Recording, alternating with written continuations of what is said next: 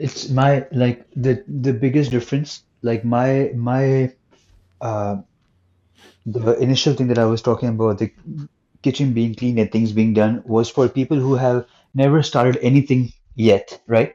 And just dealing the first time doing it. That was kind of, I'm just kind of putting it to people who haven't started any of these things now, right? But your situation is different. You've already started with this thing, right? You're already on the path. This is happening mid path.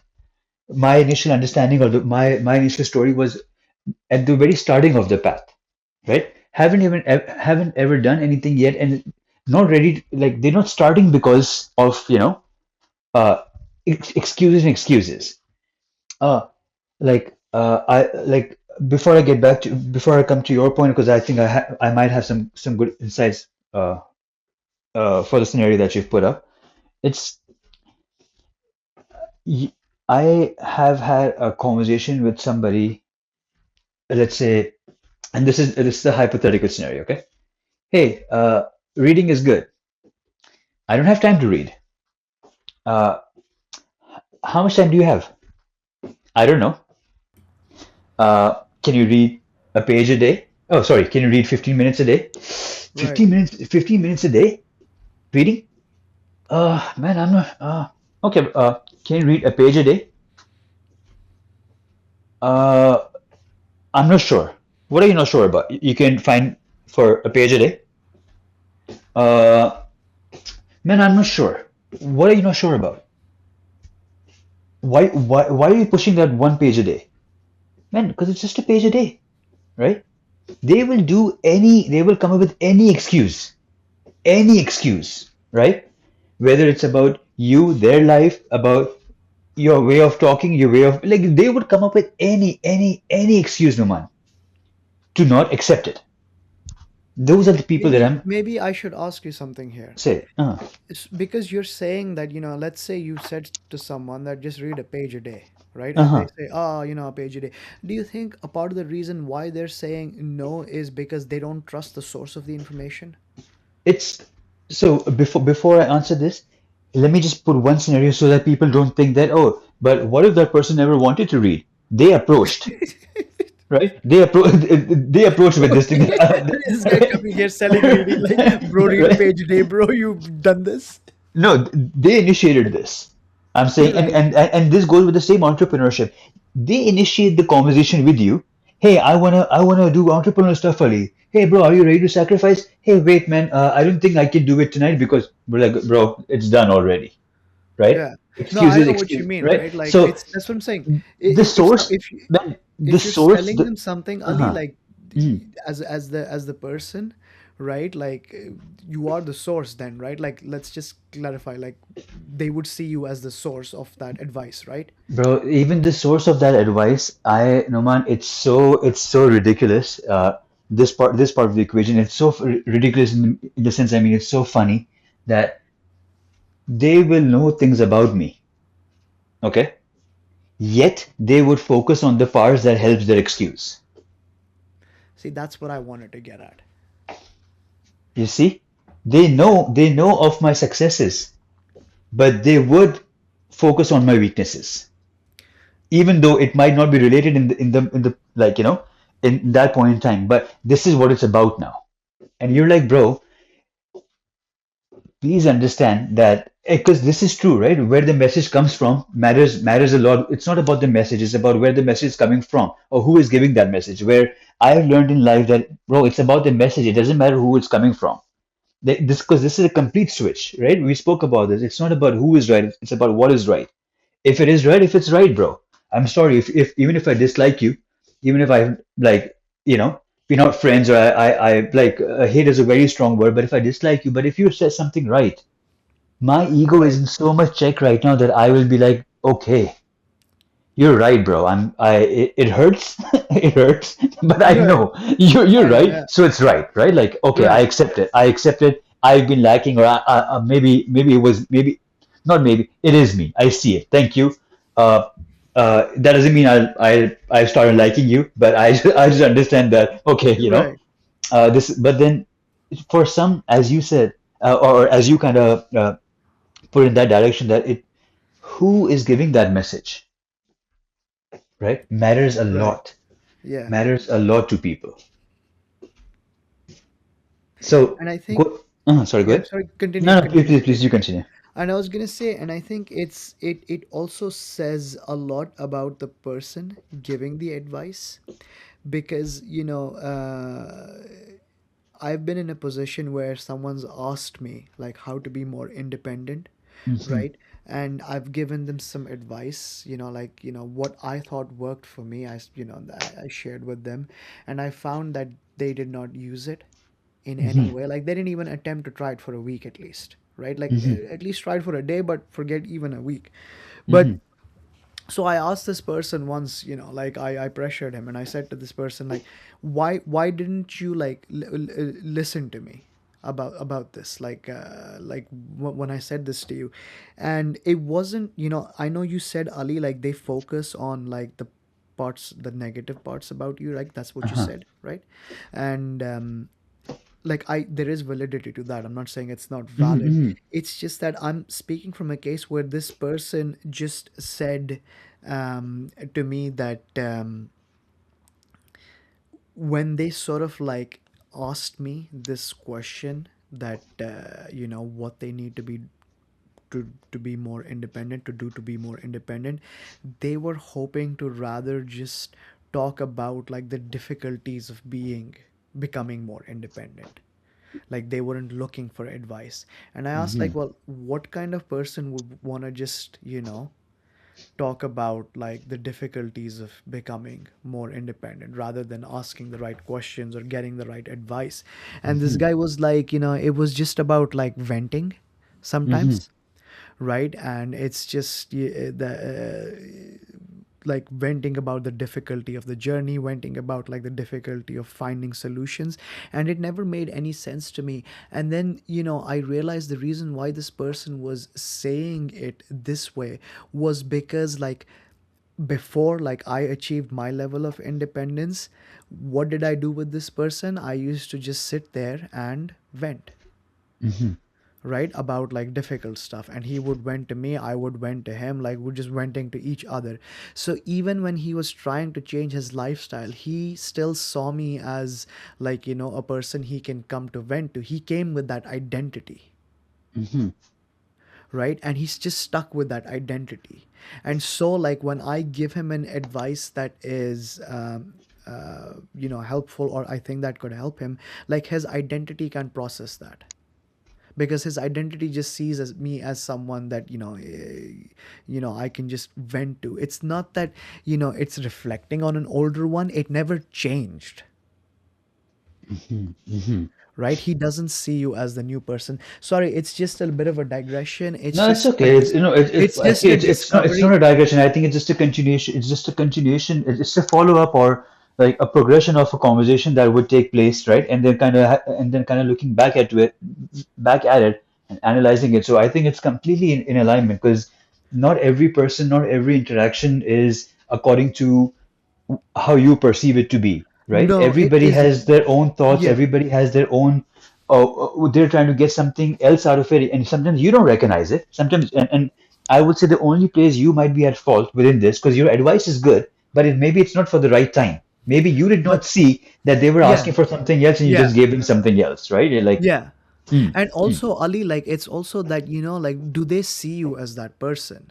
Because I've asked so many of my friends, like, or people that I know in my life, like, well, what do they see me as? Like, do you still see me as a 9 to 5 guy or someone who makes his own living, right? hmm, And it's like, you should try this, Ali. Like if you ever get an opportunity, like you'll get some amazing answers. hmm, Like it really tells you how people see you, and it tells you like why sometimes your words fall flat on people, right? How you're perceived plays such a big role in like what the impact is on from the words coming out of your from your mouth. And I really encourage you to, like, one day see if you can ask subtly people this question, like, hey man, how do you perceive me? Like, what do you think of me when you think of Ali, right? hmm. It's you'll get some amazing answers, Man, that right? like as you say this, I have a slight I have a slight resistance to that. Asking like this, this idea of asking is, Did you say resistance? yeah, I resist. I like, yeah, resistance in the sense that I like slight rejection to that idea a little bit in my mind. Why? And there's a reasoning to it. Like, Okay. I can, first off, I can really sense it, Noman, right? That like I know, and the sense not just comes from answering the phone. The sense comes by saying the very first thing, right? You see how people who is taking your, who is who is engaging, who looks at you that way, and who doesn't. Because I have had conversations with people where they know that they know that what he has said Right. is knowledgeable, yet it doesn't hit them, right? Same words said by a more person who has a better identity of that, or more, let's say, more, uh, uh, Would you say higher status? yes, higher status or more ingrained with that identity or longer identity of that, or initially they always knew that person like that. It's not a change of, they always knew of that person with that identity. It's easy to accept things from them rather to accept from a person who has a changed identity, right? I feel this, like when I engage with new people, right? It's very easy, since day one they know that this guy is all about this, right? Very easy. And even when they talk to me in the future, I see they listen more, they hear more, they engage with me more, they have conversation with me more. But all the people, and these are some of my, honestly, some of my childhood friends, I cannot have a very, like a knowledgeable, in-depth conversation. And I see myself that I have to, I have to take, what do you call it? Like I have to take support. Like I have to cite my stuff, Noman, in order to gain authority. I have to cite books and authors just because I know they, just because it's coming from me, they might think that it's not, how come he thought of this? Then I have to kind of take authors' names or books' names and tell them where it's coming from to make my point, right? Because in the sense of it, like, uh, uh, uh, let me like, It feels like you're saying that you have to like work harder to establish credibility. yes, 100%, because they don't know. Like some of my friends, I there are people that I have spoken after 5 years, to be honest with you, Okay. right? Let's after 4 or 5 years. Right. My Either it's dead silent conversation where there is a lot of stammering and stuttering, and the conversation ends in a 1 or 2 minute, right? Just because now there's actually nothing as such to talk about, right? And this thing is what I experienced when I went back to my old friends group after 4 or 5 years. I sat with them, and after 15 minutes of it, everything inside of me was telling me, bro, I think I've hung out enough. I should maybe just go home now. Just because I wasn't able to relate, and if I wanted to relate something to them, they did not see it coming from me. Whereas the same day, I have sat with an uncle that I have met for the first time, and we've had such in-depth conversation because he had no perception, no idea, no identity of me from before. He saw me from the moment that I met him. The first sentence formed an identity of me, and we pursued a conversation, and it was so much in depth. Whereas a person who knows me for a decade cannot engage with me, with the new me. So you see how interesting it is because like there's a person that knows you for a decade Mm, and then there's someone you barely know and mm-hmm. like it's easier to present this more evolved self of evolved version of you to a brand new person because they don't have any other point of reference, right? True. They see Mm, you as you present them and so they have to accept that, so it's easier with them. But I guess in your case when you're presenting it to people that you've known for decades and they don't accept it is because I feel like there's many ways of looking at it. I have one which mm-hmm. might be a bit on the negative side, but I Uh-huh. feel like it's far more realistic, is that Mm, I find that people accept the identity of another person. It's the one that they have the most power over, mm-hmm. Mm-hmm. right? Like it's almost always the one that puts them above you. almost always.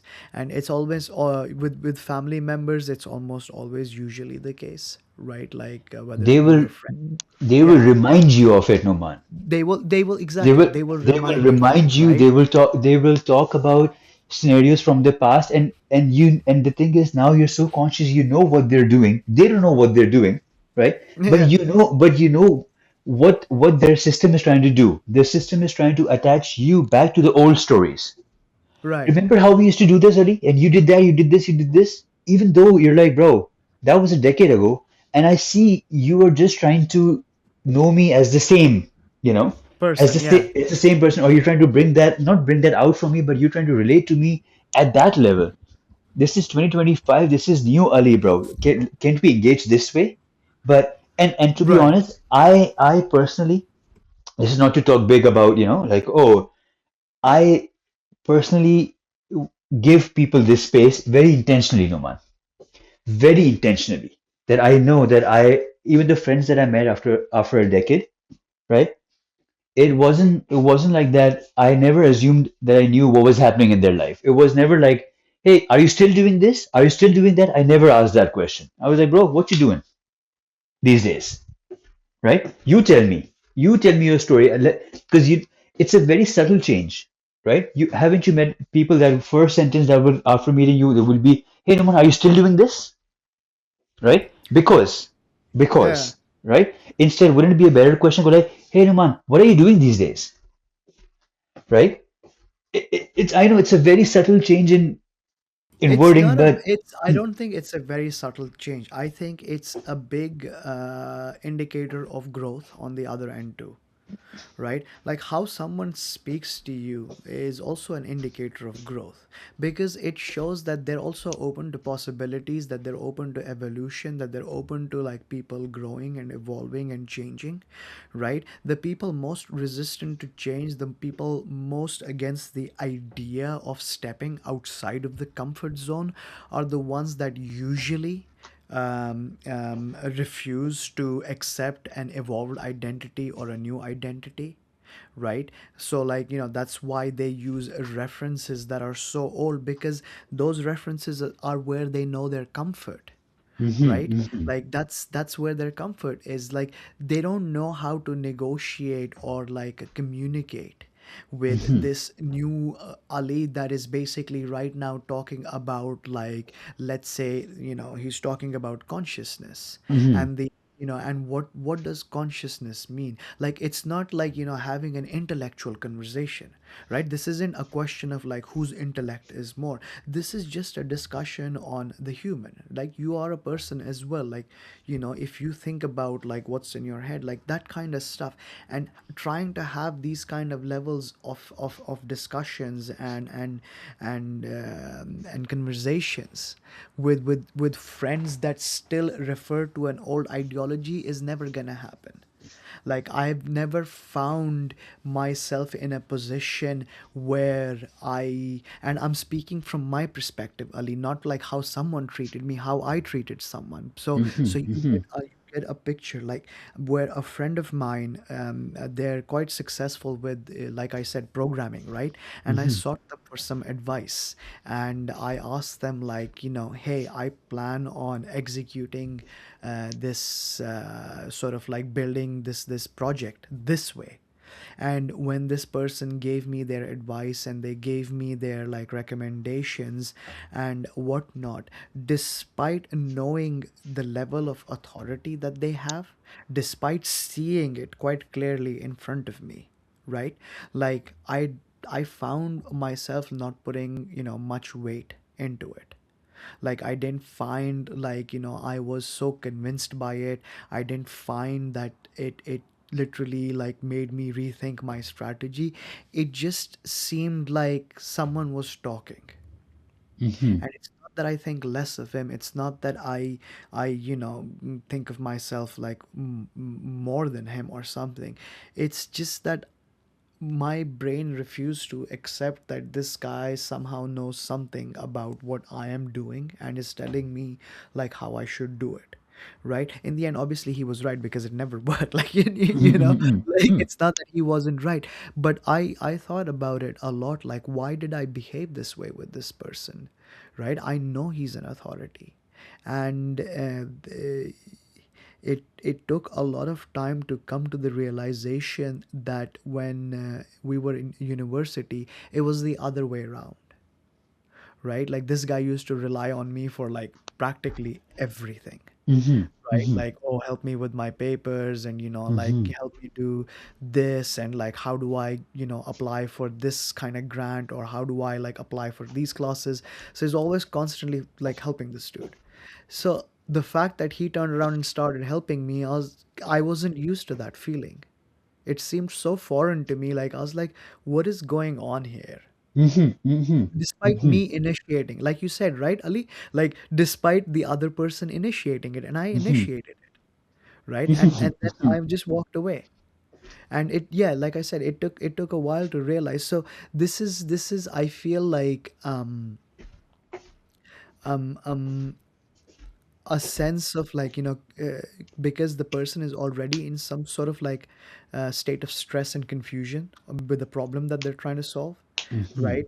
This added stress and confusion from a new identity that you are not really familiar with. Like your brain is like, yo, I don't have time to deal with this one. Like, how do I deal with this one? Like, I don't have time Mhm. for this right now. So you just kind of ignore it. Like that's what I did. I ignored it, and then I realized later like how stupid that was.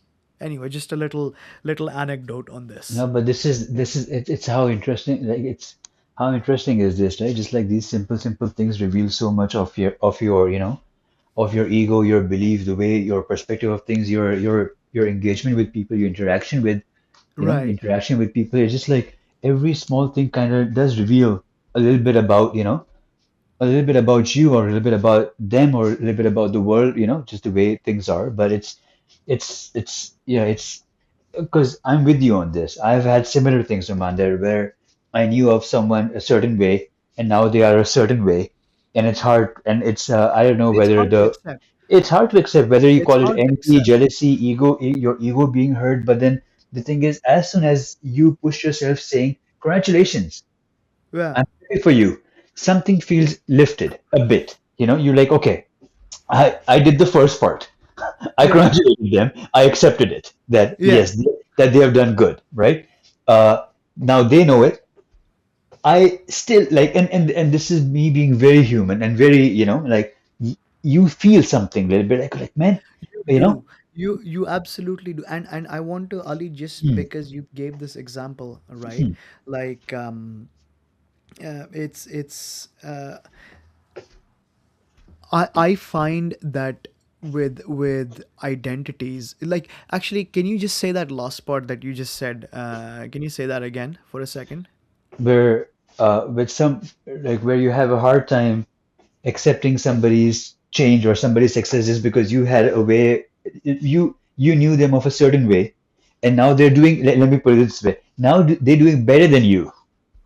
Now they're doing better than you or better than your expectation of them, and then Yeah, you that hear part. of Yeah. their success, and then it's hard uh, regardless how much you've grown, how Yeah. much how mature you've I become. was I Uh-huh, I was looking for those words where you said uh-huh, better uh-huh, than your expectation, right? uh-huh. And anyway, what that triggered in me when you said better than your expectation was the fact that when you sometimes like you said, like, see a person that has achieved success, or like a Mhm, person that has um, um, um, done something that makes them like independent, mhm, and you feel like I've always felt that if someone did that, like, I should be happy for them, right? mhm, And I've always wanted to be happy. It's not that I've never wanted to be happy, but and again, I am ashamed to admit this, but there have been many scenarios, many cases where someone has achieved success, someone has achieved independence, someone has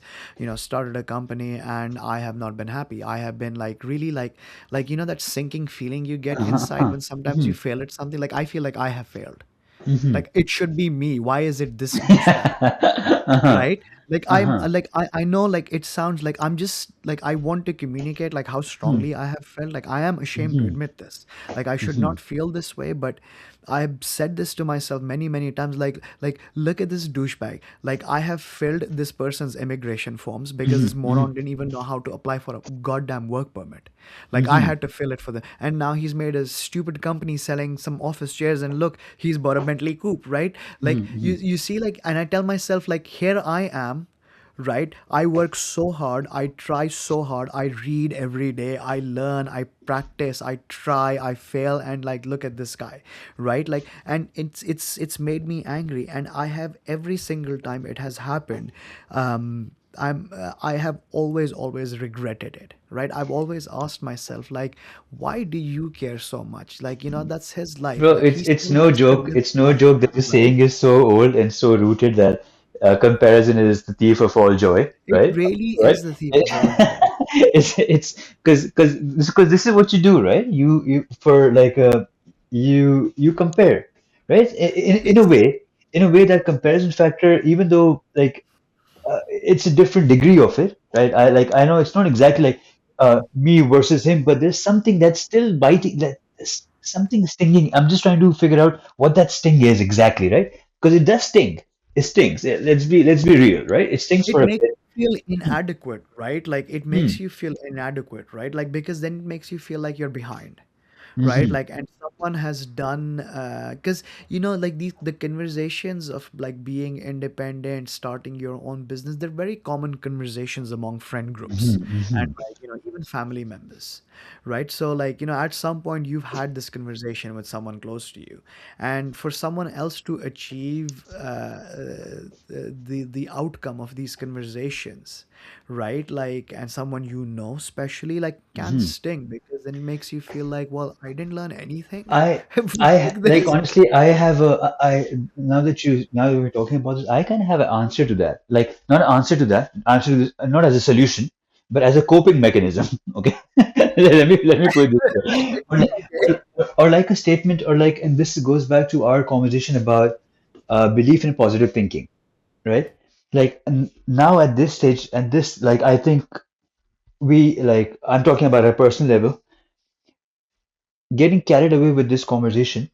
I s- for this last 5 minutes, I kind of forgot something that it only because now there's a change in perspective, and you have it too, and I think we both got kind of lost in this conversation because we're trying to, of course, we're trying to figure it out, but let's not forget that we have learned now to know that his success is only proof now, right? Is a proof Yeah. of Oh your yeah, yeah. of your success, of your coming success. That is only proof now, right? So now, because if you like, because I know that we get caught up, but this is what we try to go back to. Go like, man, his time came, my time will come too, right? His time came, my time will come too. He could do it, I can do it too. It happened for him, it will happen for me too. It's just a matter of this aspect of time that we all kind of fight with, right? We and really goes back to the very first thing, Numan, the delayed gratification, right? We always want things now, according to our time, Right? right? Like, just give me But, now, like right now. but remember, he was that guy to somebody else a year ago. Okay, he was you to somebody else a year ago when he was not upcoming yet, and somebody else came up, right? So it's a wish. I'm not going to say it's a vicious cycle, but it's a cycle, right? You see the success, right? You see somebody else's success, you get envy. Uh-huh. You get success, somebody else becomes envy. Then they become Uh-huh. success, and then somebody else that they spoke to becomes the envier. So this envier and success keeps changing hands. And just knowing this, that hey, today it's his time, my time will come too, right? I would imagine every athlete in the world, bro. When one imagine being in a weight class and one becomes champion, how painful it would be, Naman, right? That this entire roster, right? The one in one weight class, this guy became champion. Champion, yeah. What are all the fighters feeling at that time? right? But I'm very sure Right. they're to themselves they're saying, I will be champion too. I will be champion too. But that guy who has who and this is complete comparison and and because the difference is when you spoke about that guy, you're not in competition with him, but you in your mind you made a competition, right? Even though there's no competition, right? He is doing his own thing, you're doing his own thing, you just guys had an interaction. But the example that I'm talking about right now, this athlete stuff, it's legit competition, right? One is trying to hold his success, correct? I'm never gonna give the belt to anybody, right? And everybody else is like, I'm gonna take the belt from him, Yeah, right? I know exactly like this feeling. It's a very, very familiar feeling. I know what you're trying to say. Mm, And Ali, I want to say with this whole mm, like the comparison is the thief of mm, joy example that you made, right? So I have done a lot of work on, making sure that the next time there is a reaction when someone achieves success or when someone, does mhm, something that makes them happy, that I have a very positive reaction to it, that I'm happy about it. Now, I will admit that I had to force it in the beginning, mhm, right? mhm, Like because I'd immediately ask myself, why are you having a negative thought? Like what reason is there? What's the outcome of this negative thought, right? Like what do you hope to mhm, achieve, right? Like why would taking away from someone else's success make you happy? And so over time, like I've noted that now I react extremely sort of mhm, positively to this. And what it has done is that, how you said that if this person has achieved success, then my success is coming, right? Remember you said that, mhm, mhm, right? And I remember when you were saying these points, like, and you said this point to me.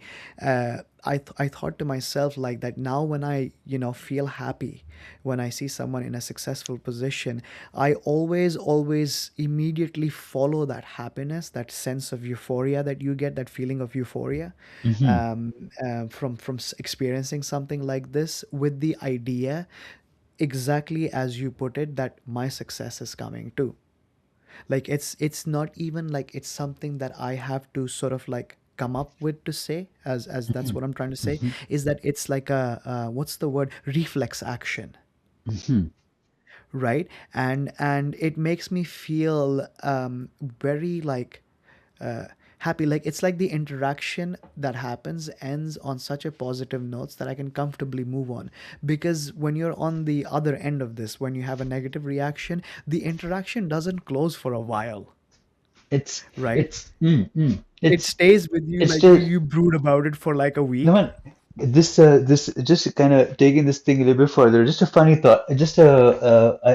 If you could entertain this thought with me, Sure. okay? This idea, this okay. Uh, let's say there are let's say there are 10 people. Okay, there are 10 people. Each of uh, and then there is I'm giving you a game scenario, so maybe we can just analyze it from a different angle. That how does this human nature work, and what are we missing, and what are we not missing, right? Or how are we looking at things? Let's say there are 10 people. Okay, or let's just make it let's there are 12 people. I'm just trying to cover 1 year. Okay, there are 12 people. Okay, each of them has to pick up a number, and the numbers are 1 to 12. Okay, in a basket, right? And everybody will get a million, but depending on what number, the price is the same, the million.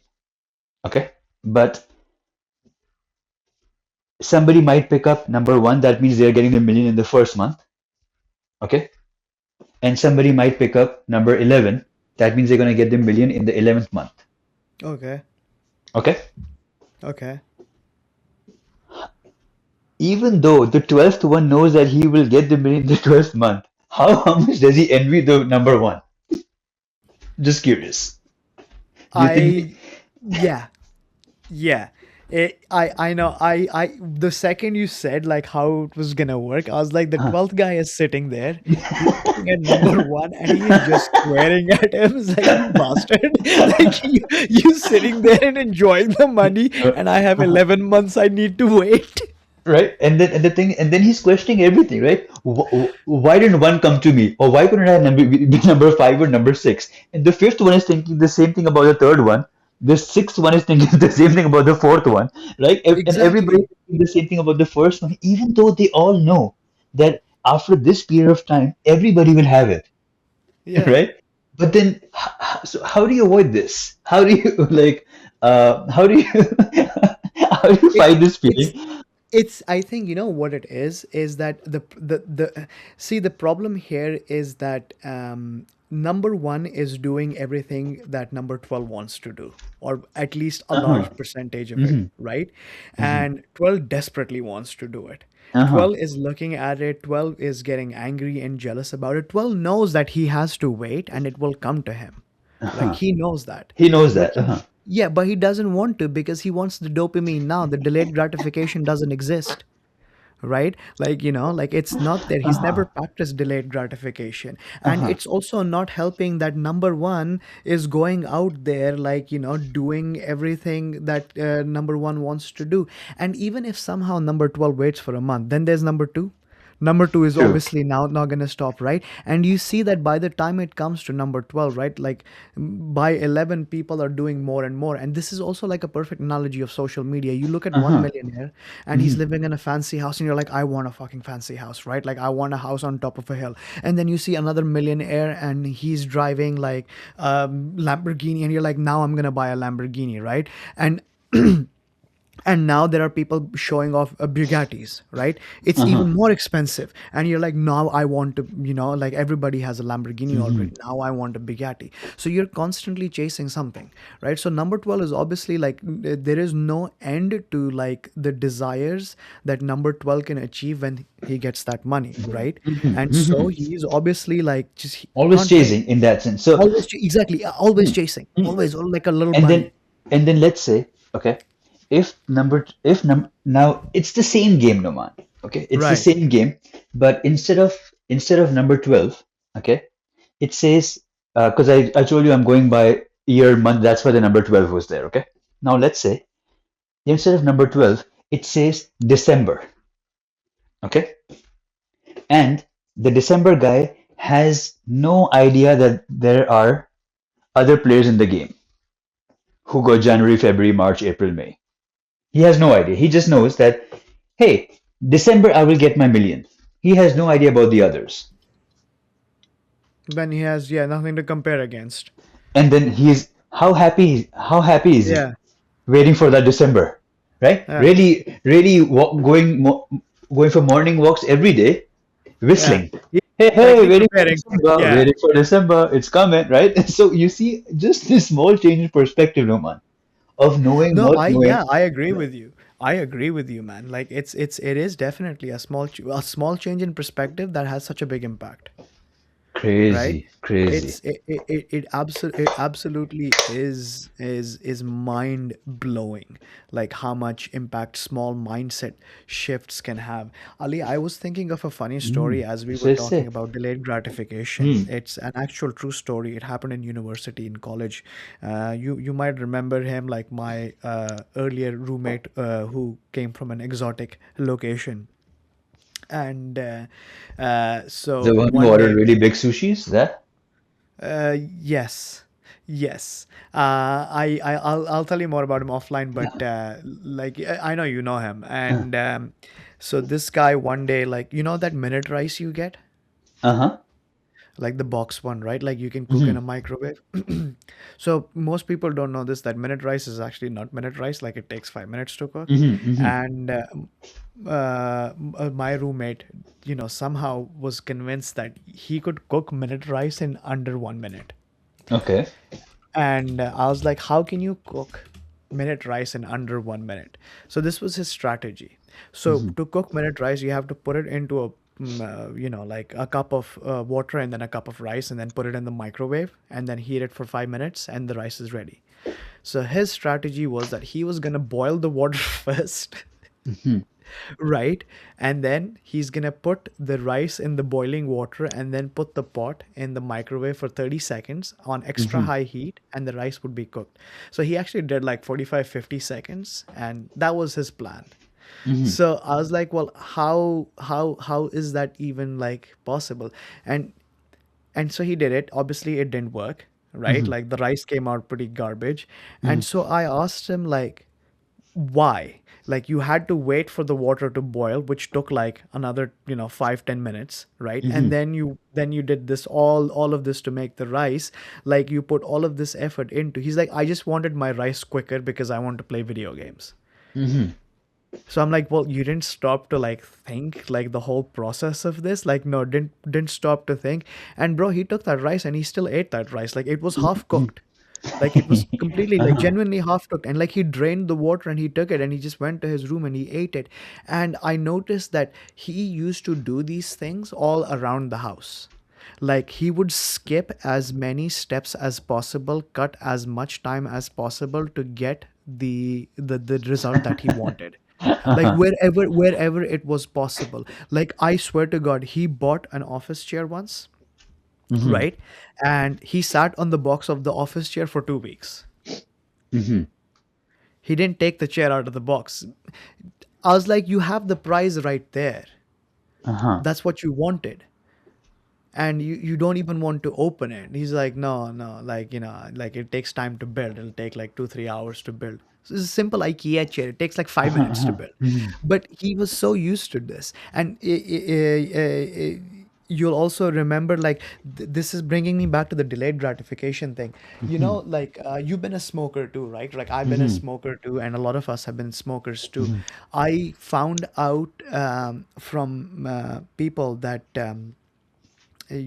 sorry, not people. I found out from like research that people who suffer from delayed gratification, the easiest way for them to quit is to go cold turkey. Mhm. Do you Okay. know why I bring this point up? Mhm. So, this friend of mine wanted to quit smoking because he wanted to become the healthiest person that you've ever met. Like, he wanted to Mhm. lift weights, he wanted to build muscle, and he'd created a plan. He used to actually go out play a lot of soccer, Mhm. and I know that's what he wanted to do. So he even replaced smoking with vaping, and he decided like that's how he was gonna, become healthy, like quit smoking. And he never quit smoking. Like, he would always come back to it. The nicotine demand would always come back to him. And I remember the last time I spoke to him, I asked him how his smoking thing was going, and he literally said this to me was that he does not have the patience to wait for the result. Like, he does not want to go through the pain to wait for the result. He'd rather just live with this prize that he has. Like, that's Mhm. how he saw it. Like, that's what, like, I was just reminded of it. I was just thinking of this joke about like what he did with minute rice, and then I remembered the whole delayed gratification thing. Mhm. And he's actually a big, like, if you ever like speak to him, talk to him about delayed gratification, he knows a whole lot about delayed gratification because he's actually researched it but has never been able to implement it. Mhm. It's also I don't know, it was in the research or so of this marshmallow test thingy with the delayed gratification that even the people who cannot practice delayed gratification are more prone to drugs and smoking and alcohol just because Oh, it gives you a sudden, 100% agree. it satisfies you suddenly, right? It's like rather 100%. going for a walk or taking a hot shower or doing meditation takes time, right? Like 5-10 minute process rather than just kind of lighting up or taking that toke or taking that shot or You're that absolutely right. Like, right.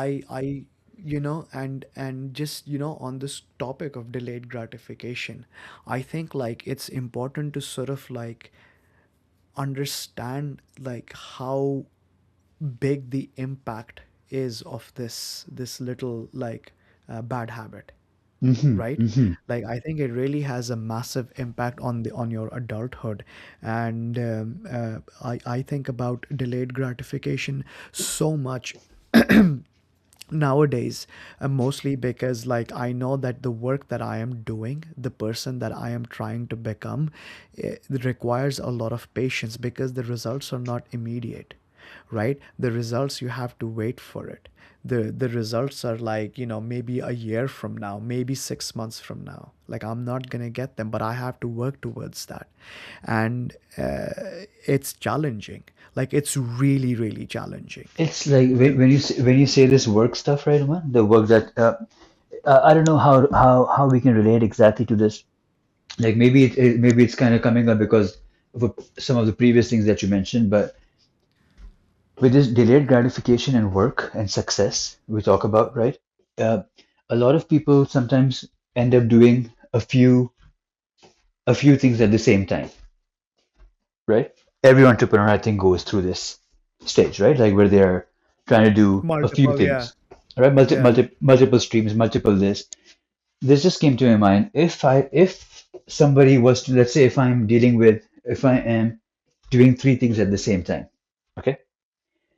If one of my things gets so successful, right, that it's all good, okay, will I still pursue the other two?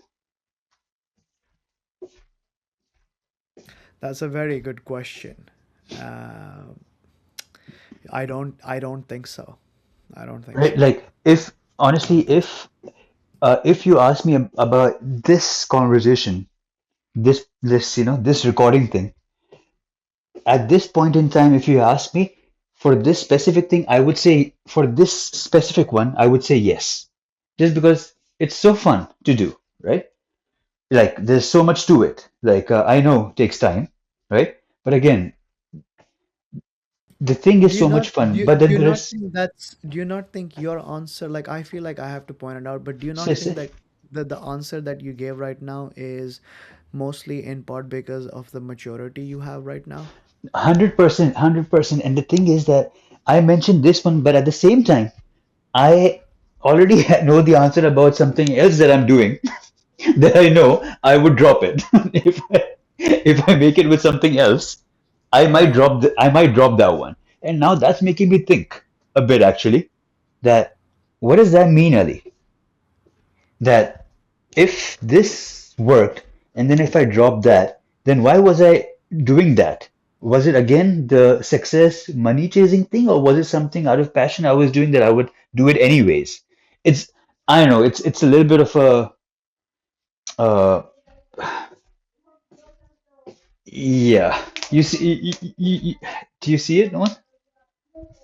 I mean, I know what you're trying to communicate here, Hmm. right? Like, I have been in a position where I have multiple projects, right? Mm-hmm. And I'm not speaking from the first time experience, right? I'm Mm-hmm. just speaking like in general, like, I have multiple projects that I'm putting my time into, and I have been in a position where one has succeeded and my attention has been focused completely on that, and I've just sort of Mm-hmm. like dropped the others, right? Mm-hmm. Like, or just completely ignored them. And I have been in this position multiple times. So yes, I see what you're trying to say here, but Mm-hmm. also I feel like it's worth asking, well, maybe not worth asking, or me just randomly sort of like, or me just stating, I Uh-huh. guess, Uh-huh. that it also depends on like the level of interest in each of those sort of 100%. projects, 100%. right? Because I feel like there is always going to be a hierarchy, right? A good entrepreneur isn't someone that just does one thing. A good True. entrepreneur is Mm-hmm. someone who's doing many things, right? Mhm. Because like that's Like mastery or mastery. Sorry, pronunciation is a mastery or mastery. Sorry, mastery. mastery. So mastery, of course, like it's a good thing to have towards one, like just being an expert or having specialization in one thing. So with what you said about the interest part, right? Then the question would be that if you're doing three things, right? And if someone was to ask you which one of them would you prefer works the most, Right. or works the first. Let's put it this way. Then it makes you think, right? That hey, It which one does. of my three projects would I like to see mature first, right? And why? And why, right? Why this one and not that one? Even though I love all three, but this one I'm hoping that this one gets done first and becomes a big business first. I don't know what the reasoning might be, but I'm just yeah, it's just making my mind kind of. I think, Ali, like, just Hmm. some insight on this. I'm Hmm. thinking as you've said this, I, like I said, I've been in a position where multiple projects are in Hmm. progress, and I have asked myself this question, like, I should make a decision to drop one, Hmm.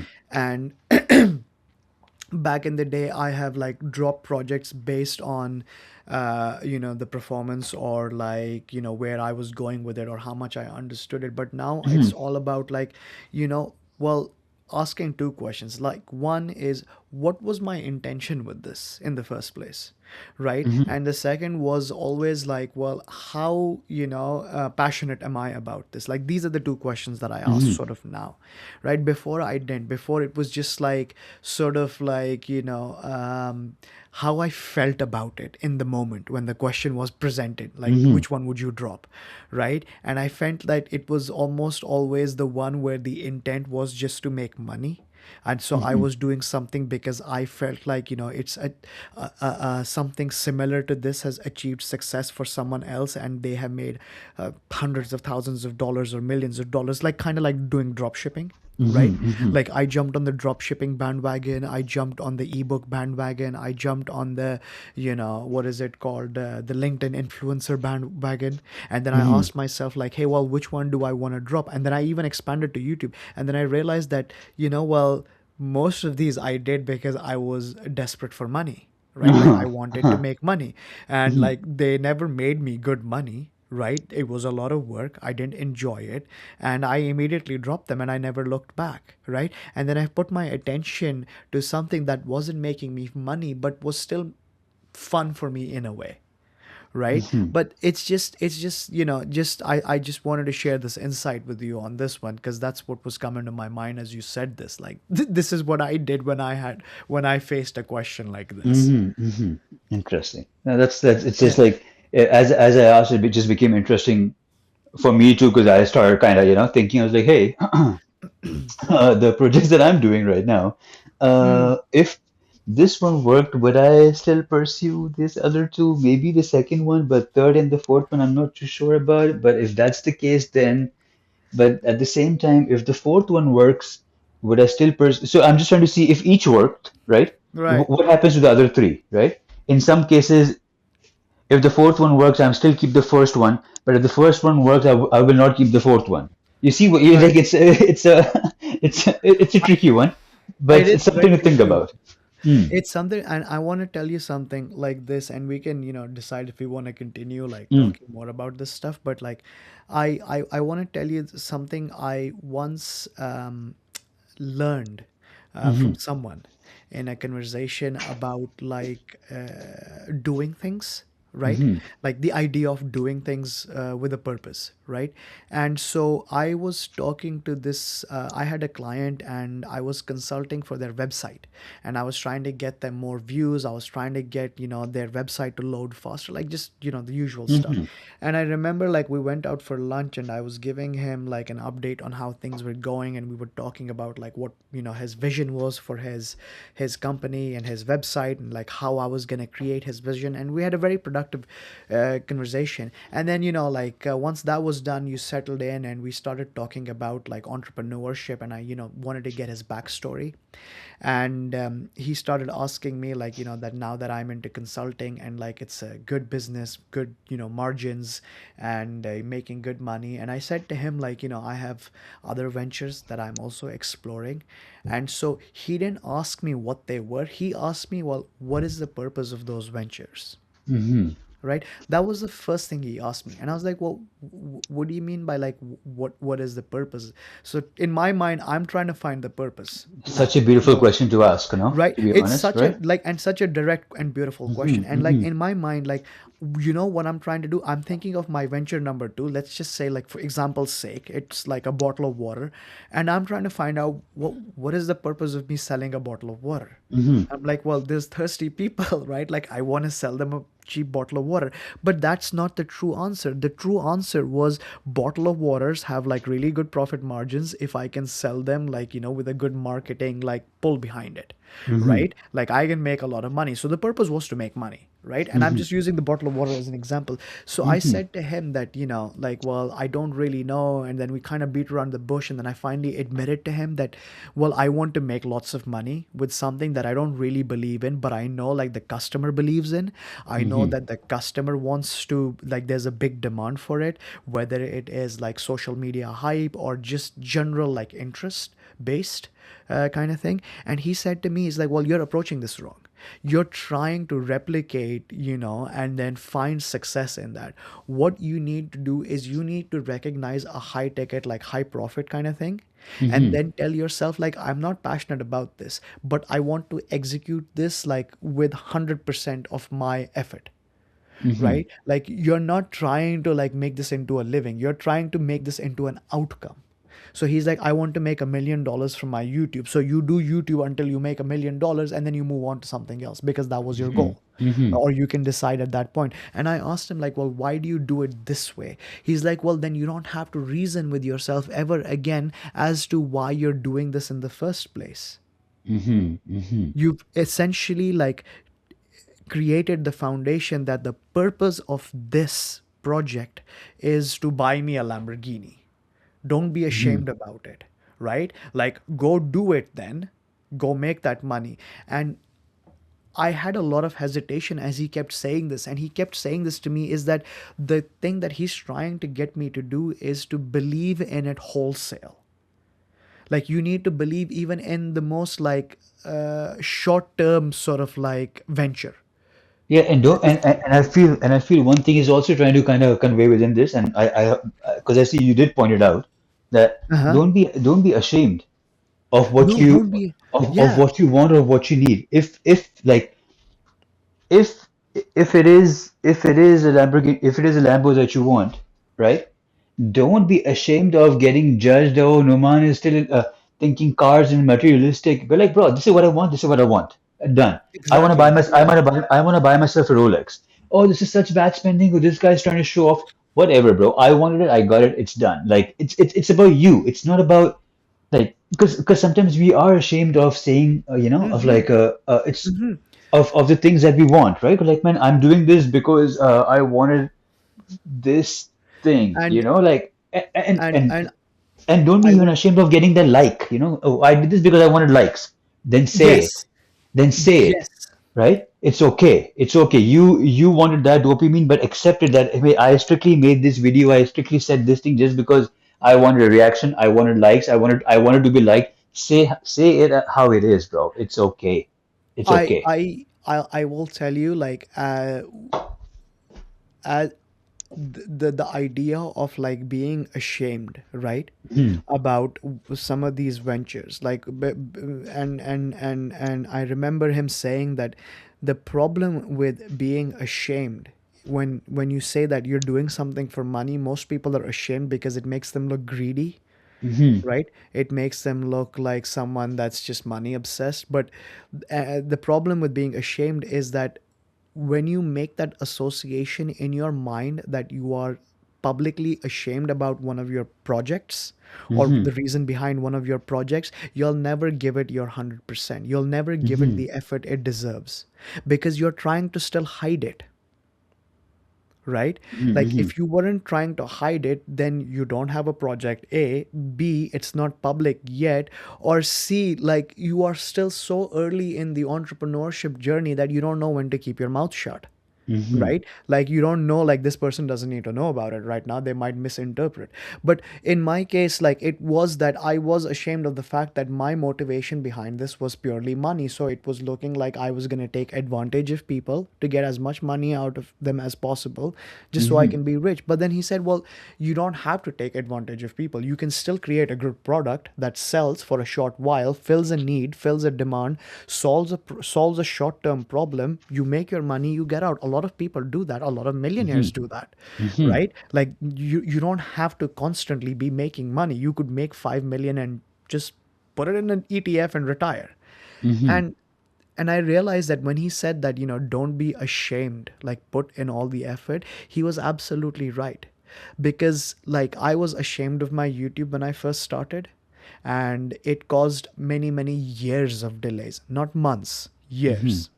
Because I thought like I was doing it to make money. Because I was like, I'll just make some like videos where I talk about like the most viral stuff, right? And the most absurd stuff, and it'll get millions of views, and I will make a lot of money. That's literally what my sort of like motivation was, but I was ashamed behind it. because I knew like it was all about the money. And then eventually, like after I accepted that I don't have to be ashamed about it, after like, some changes happened in my life, like I looked at it with a different lens and I was able to adjust accordingly and turn it into what it is now. But the the idea of being ashamed held me back for years. It stopped my development for years in many, many areas. And sometimes you're ashamed for the wrong reasons too, Hmm. Sometimes you're right? ashamed for sometimes you're ashamed for no reason. It's For no reason too. Yeah, yeah, yeah, yeah. Like I think Ali, like it's worth mentioning. Like when we talk about this podcast that we do, where we just randomly talk, right? Mhm, I think like there was a period when we used to talk about the idea of listening to our own voice. Do you remember mhm, that period, right? mhm, Where like it just sounds so weird. And now like I have become so used to listening to my voice, right? mhm, Apart from just doing this podcast and other things in my life, I find that when I was ashamed, I restricted myself from properly communicating what I wanted to communicate because I wanted the experience of speaking to be as short as possible, mhm, mhm, right? And also like it was, I don't know, maybe Ali, you might have noticed, or maybe like I am probably just saying it for the sake of saying it, but back in the day I used to talk really really quickly too. And I mhm, used to do that because like I didn't want to speak for too long. I just wanted to get it out, get it over. But then mhm, eventually what happens is you end up talking a lot. uh, mhm, but it's now that I have accepted that I don't need to be ashamed of the way I sound, the way I speak, the way I communicate, that I have found that I can speak freely, I can express, I can take up space when I speak. mhm, That's really what it is. I have come into my voice as I should have come into it from the beginning. So it's mhm, just a mhm. little, just a little one on the whole ashamed thing, because I think that's a very big aspect of life, the growth in life, True, right? true. Like when you face the areas that you're ashamed with. And it's interesting because these books which were supposed to be talking about, think Mhm, and think like a rocket scientist. There is this part, like I actually noted it down here. And uh, here, let me pull this up. So here he says, there is this part: how early am I testing my ideas and how honest am I about the results, right? mhm, Like this question, like, and it says that early failure is cheap, late failure is brutal. You can mhm, apply this to ashamed as easily as like this the sun rises in the morning. Like, I'm not joking. If you do not accept what you are ashamed of early in the process, you are going to regret it later down the line, because the recovery period is just as long. mhm, the mhm, the like what is it would call the rebuilding period, where you are like mhm. letting go of bad habits, letting go of bad thoughts. Like it's just as long. And he's absolutely right in the book. Like, you have to like test your assumptions, test your understanding, test what your limits are, test what you're ashamed about, like as early as possible, and be honest with the results. One of Agree. those. Yeah, I like that statement that earlier, earlier is better, right? better than later realizing, and just like, yeah, no, I agree. That's a good point. And yeah, I think there's so many things that we don't label as being ashamed of, or even sometimes, as you said, taking space in a conversation, right? Or Yeah, taking time to yeah. complete taking time to complete a thought, or just speaking up. Sometimes it happens in friends groups too, right? And it's like, are you ashamed? And that part is only in you, right? Everybody else is okay listening to you, for you expressing your point, but Yeah, you yeah. yourself are doing that to you. But like, oh, maybe I should get this point done quicker just because,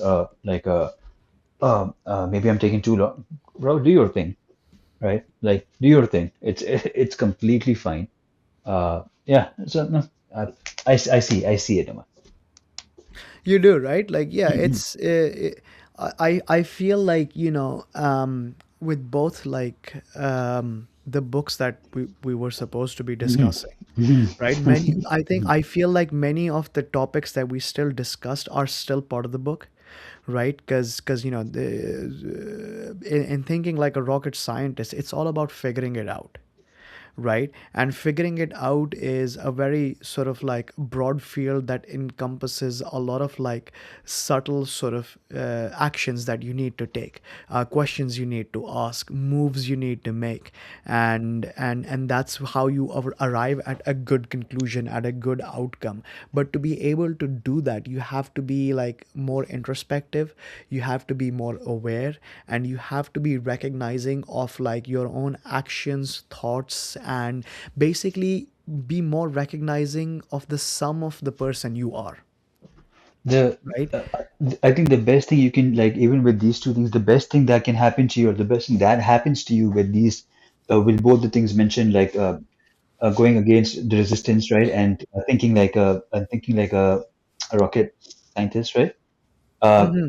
it's taking the confusion away, right? It Like is. just taking the confusion away. And once a person, they say that a person is most, the person can be manipulated the most easy, or that he could be stressed most easily when he's confused, right? And if you take the confusion part away, because both are telling you a way to think, a way to approach things, and a way to solve things, right? That takes away confusion. And when you're not confused, life is very different, thoughts are very different, your anxiety, your stress, everything is different once you're not confused. And so if because both these things give you an outlook of life and a way of thinking and a way of approaching stuff. Sometimes people are just confused about even approaching things. And a confused mind is so easy to take anywhere you want, to be honest with you. Like and that's what people do, right? The people who want to manipulate you, first they confuse you, Hmm. right? Then They they do, give yeah. you then they give you something to grasp on because confusion because it's one of it's manipulation 101. Confuse the person first, right? Then lead them where you want to lead them, right? Yeah.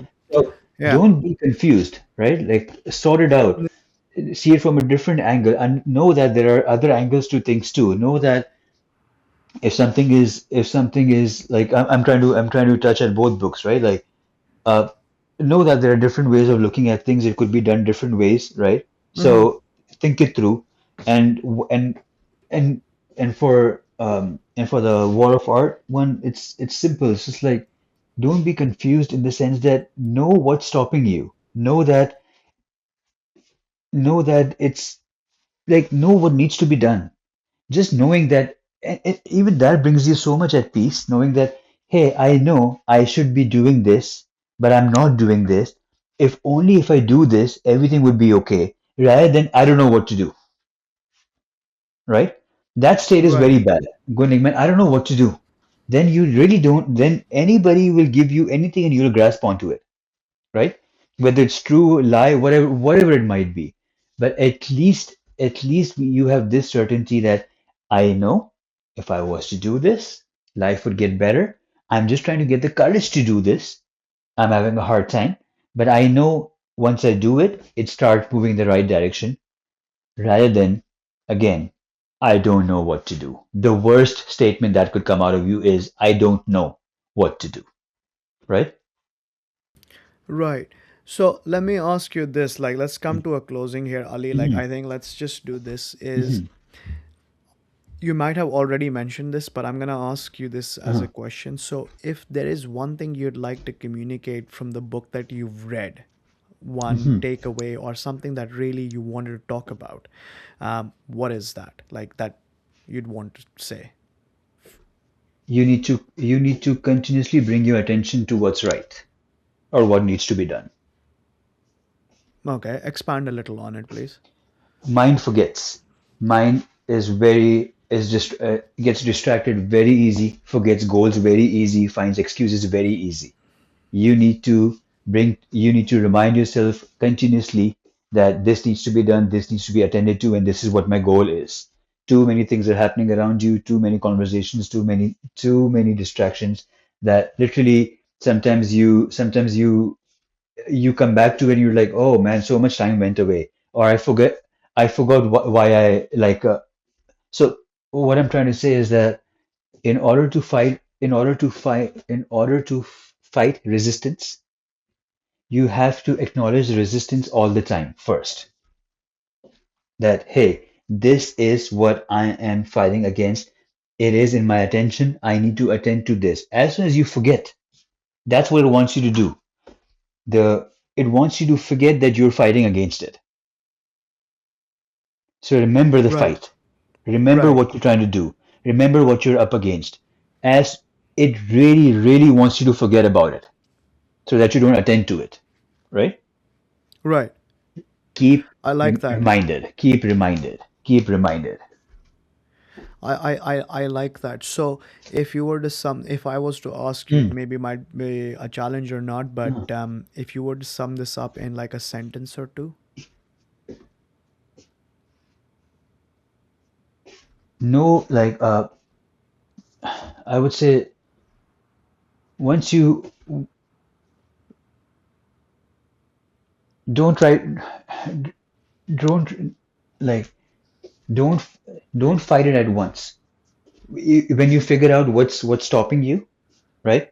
Don't try to like, or let me reword this.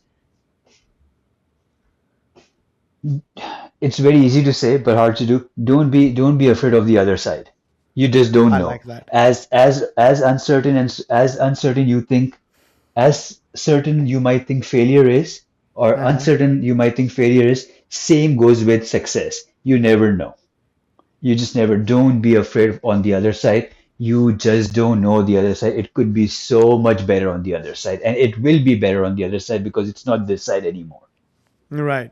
I like that. I just wanted to see where your focus would go if I Hmm, limited you to two hmm, lines, and I like that. Don't be afraid of the other side. I find that to be a very I'm accepting that very easily, hmm, because I understand the value of what you're trying to communicate here, because the fear of the other side, the fear of success, is a legitimate fear. It's not something that is made up, true. right? Like I am with you on that one, and I think that's a wonderful takeaway from this book, and And it's good. Yeah, go on.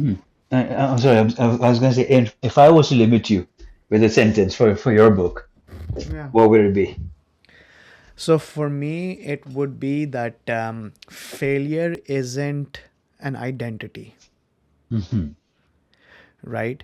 That's what I would say. That failure isn't an identity if I was to limit myself to a sentence. Failure But is if an I, identity. yeah, if I can expand on it just a couple of Hmm. lines, I Hmm. feel that, especially in the course of like seeking independence, when you are working for yourself, failure is a very common thing to experience. It's not something Hmm. new. And most people have not been taught how to deal with failure properly, how Hmm. to handle failure, how to learn from failure. So, one or two failures, if it's in you, one or two failures, and sort of like people see this as their identity, and they define everything that they will ever do in the future from that identity, because it stings so badly. Hmm. So failure isn't an identity. You have to just understand that a test failed. That's it. Bad outcome. Next strategy. So Yeah, nothing, neither failure nor, like for me, neither failure nor success. Both are not permanent. To keep and to avoid one, you have to continuously work. And both are not certain. Both are not permanent.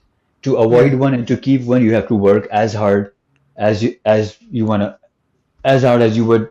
Like even to keep success is difficult, Roman, right? It's like it's not it that is you, extremely. Yeah, success right? isn't So, something like you permanently receive. It's something you have to maintain every day, true, because right? people think, Like oh, once I succeed, bro. Once you succeed, that's just the the start. beginning. Yeah, That's just the beginning, bro. You just succeeded. Now to maintain that success, to take it to the next level, to not fall into being comfortable. So many things, right. like so many places I felt I've been, mashallah, successful in life, but then gave up. Not gave up, but got relaxed just because as we discussed, the goal was to just to be successful. Just want to taste that success. You tasted it, now you relaxed. Again, the goal was to get the Lambo. Once you get the Lambo, you relax. But now I understand, and this is I actually kind of already know what I like. Another book that we will discuss very soon is called Relentless, because Mm, a very core idea that I learned from that book that has changed my perspective about everything now. or at least for the part where the plateau hits, right? I've been a Hmm. victim of plateau too many times, Naman, and we will discuss this in another talk. But I think that's a I good know one what to you're bring to talking about. surface. Yeah. It's funny you're talking about that book because the Mm, book that I want to talk about next is called The Dip. mm, It's mm, when, mm. like you fall off the plateau. So, Okay, okay, so we're gonna have a wonderful conversation on that one. So perfect, I look perfect. forward to that one. Yo, Ali, this was a really good one. I really enjoyed this one. I Yeah, think same, like, same, man. we didn't focus much on the books, but I feel like I covered most of what I wanted to talk about. I don't know about your position, but we can always revisit it in the future. No, no, man. The idea was not to teach the book. The idea was what the book makes you think of, right? Yeah. The direction. So I think we did. Yeah. I think we did good here. All right. And then we'll catch up soon again. But always, as always, good talking to you, bro. All right. Take care, man. Bye. Take care, bye.